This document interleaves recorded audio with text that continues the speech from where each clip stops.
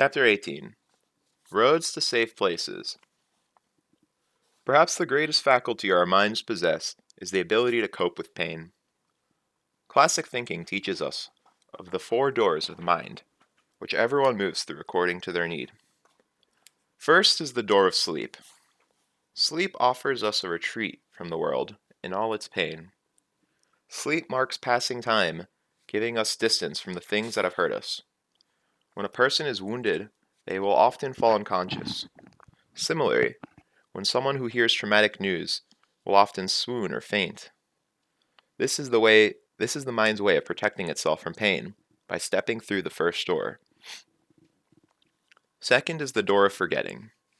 Some wounds are too deep to heal, or too deep to heal quickly. In addition, many memories are simply painful, and there is no healing to be done. The saying, "Time heals all wounds," is false.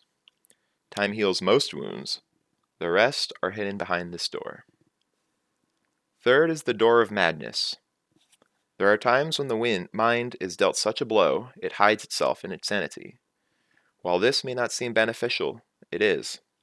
There are times when reality is nothing but pain, and to escape that pain, the mind must leave reality behind. Last is the door of death, the final resort.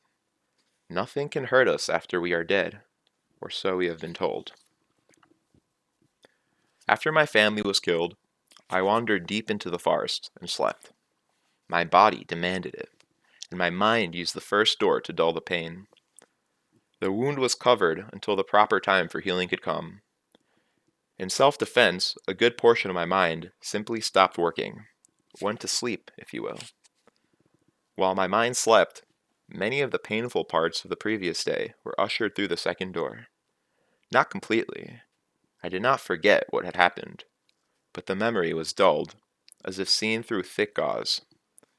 If I wanted to, I could have brought to memory the faces of the dead, the memories of the man with the black eyes. But I did not want to remember. I pushed those thoughts away and let them gather dust in a seldom-used corner of my mind.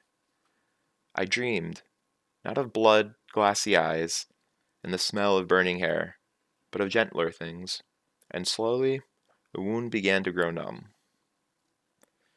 I dreamed I was walking through the forest with plain-faced Lacklith, the woodsman who had traveled with our troop when I was younger.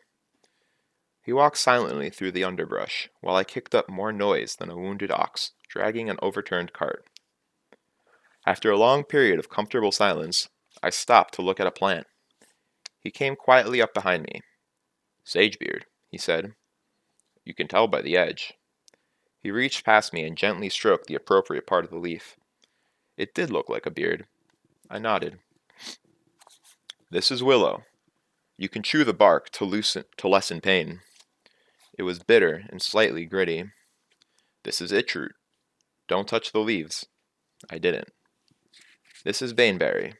The small fruits are safe to eat when red, but never when shading from green to yellow to orange.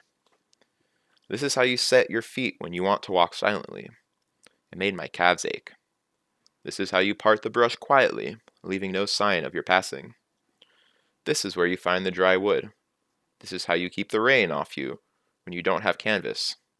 This is padderroot. You can eat it, but it tastes bad.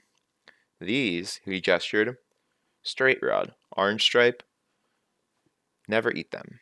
The one with little knobs on it is burum. You should only eat it if you have just eaten something like straight rod. It will make you keck up whatever's in your stomach. This is how you set a snare that won't kill a rabbit. This snare will." He looped the string first one way, then another. As I watched his hands manipulate the string, I realized it was no longer Lacklith, but Abinthy. We were riding in the wagon, and he was teaching me how to tie sailor's knots. "Knots are interesting things," Ben said as he worked. "The knot will either be the strongest or the weakest part of the rope. It depends entirely on how well one makes the binding." He held up his hands, showing me an impossibly complex pattern spread between his fingers. His eyes glittered. "Any questions?" "Any questions?" my father said. We had stopped early for the day because of a greystone. He sat tuning his lute, and was finally going to play his song for my mother and me.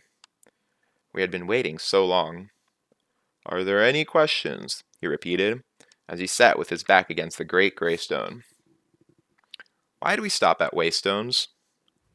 "Tradition, mostly. But some people say they marked old roads." My father's voice changed and became Ben's voice.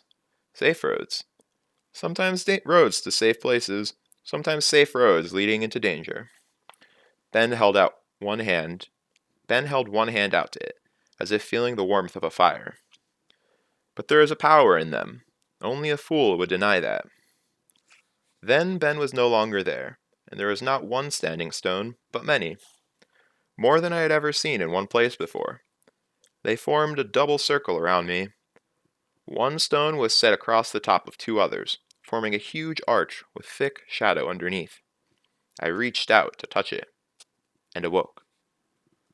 My mind had covered a fresh pane with the names of 100 roots and berries, 4 ways to light a fire, 9 snares made from nothing but sapling and string, and where to find fresh water. I thought very little on the other matters of the dream. Ben had never taught me sailor's knots. My father had never finished his song. I took inventory of what I had with me. A canvas sack, a small knife, a ball of some string, some wax, a copper penny, 2 iron shims, and Rhetoric and Logic, the book Ben had given me. Aside from my clothes and my father's loot, I had nothing else. I set out looking for drinking water. "Water comes first," Blackcliff told me. "Anything else you can do without for days." I considered the lay of the land and followed some animal trails. By the time I found a small spring-fed pool nestled among some birch trees, I could see the sky purpling into dusk behind the trees. I was terribly thirsty, but caution won out, and I took out only a small drink. Next, I collected dry wood from the hollows of trees and under canopies. I set a simple snare. I hunted for and found several stalks of motherleaf and spread the sap onto my fingers where they were bloody and torn. The stinging helped distract me from remembering how I had hurt them. Waiting for the sap to dry, I took my first casual look around. Oaks and birches crowded each other for space. Their trunks made patterns of alternating light and dark between the canopy of branches. A small rivulet ran from the pool across some rocks and away to the east. It may have been beautiful, but I didn't notice. I couldn't notice. To me, the trees were shelter, the undergrowth a source of nourishment, and the pool reflecting moonlight only reminded me of my thirst. There was also a great rectangular stone lying on its side near the pool. A few days earlier, I would have recognized it as a greystone. Now, I saw it as an efficient windbreak, something to put my back against as I slept. Through the canopy, I saw the stars were out. That meant it had been several hours since I had tried the water. Since it hadn't made me sick, I decided it must be safe and took a long drink. Rather than refreshing me, all the water did was make me aware of how hungry I was. I sat on the stones by the edge of the pool. I stripped the leaves from the stalks of motherleaf and ate one. It was rough, papery, and bitter. I ate the rest, but it didn't help. I took another drink of water, then lay down to sleep, not caring that the stone was cold and hard, or at least pretending not to care. I awoke, took a drink, and went to check the snare I had set. I was surprised to find a rabbit already struggling against the cord. I took out my small knife and remembered how Blackcliff had shown me to dress a rabbit. Then I thought of the blood, and how it would feel on my hands. I felt sick and vomited. I cut loose the rabbit and walked back to the pool. I took another drink of water and sat on the stone. I felt a little lightheaded and wondered if it was from hunger.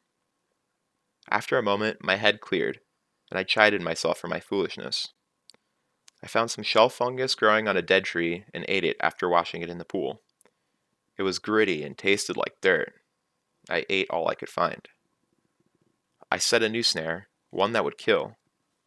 Then, smelling rain in the air, I returned to the greystone to make a shelter for my loot.